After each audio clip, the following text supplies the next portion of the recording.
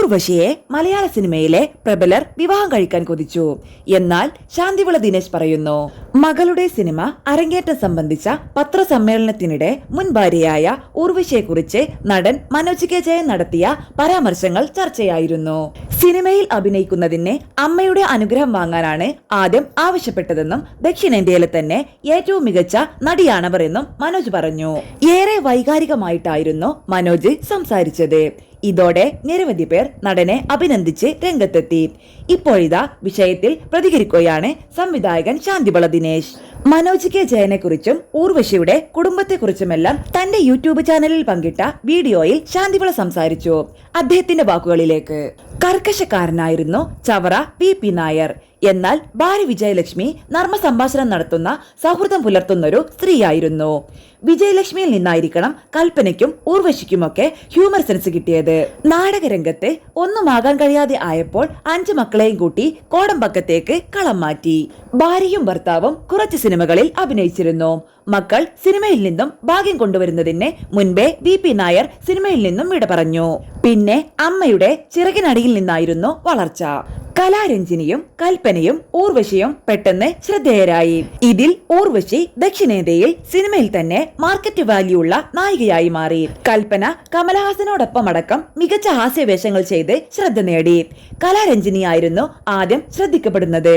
എന്നാൽ പെട്ടെന്ന് ഒതുങ്ങിപ്പോയി. ഒരു മേക്കപ്പ് മാൻ ചെയ്ത ചതിയിൽ ശബ്ദം നഷ്ടപ്പെടുകയുമൊക്കെ ചെയ്തപ്പോൾ അവർ ഒതുങ്ങി. പേരും പ്രശസ്തിയുമൊക്കെ നേടിയിട്ടും 5 പേരുടെയും ദാമ്പത്യ ജീവിതം ശോഭനമായില്ല. 5ാമത്തെ മകനായ പ്രിൻസ് ഒരു പ്രണയത്തിൽ കുടുങ്ങി പ്രണയ നൈരാശ്യം കാരണം ആത്മഹത്യ ചെയ്യുകയായിരുന്നു. പെൺമക്കളിൽ 3 പേർക്കും ഓരോ മക്കളായി. വിവാഹ ജീവിതത്തിൽ കൈപ്പേറിയ അനുഭവം ഉണ്ടായി. അതിൽ ഊർവശി മാത്രം വീണ്ടും വിവാഹം കഴിച്ചു. ഇപ്പോഴൊരു മകനുണ്ട്.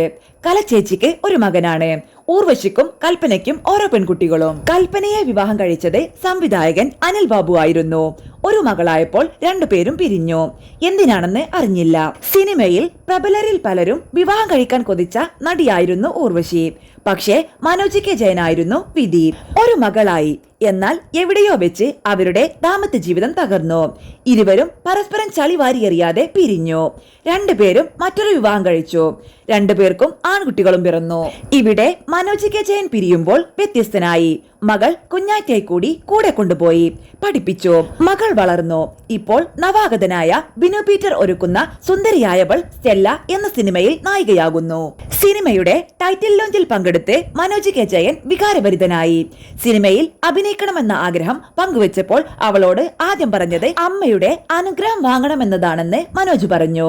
ചെന്നൈയിലേക്ക് മകളെ കയറ്റിവിട്ടു. അമ്മയുടെ അനുഗ്രഹം വാങ്ങിപ്പിച്ചു.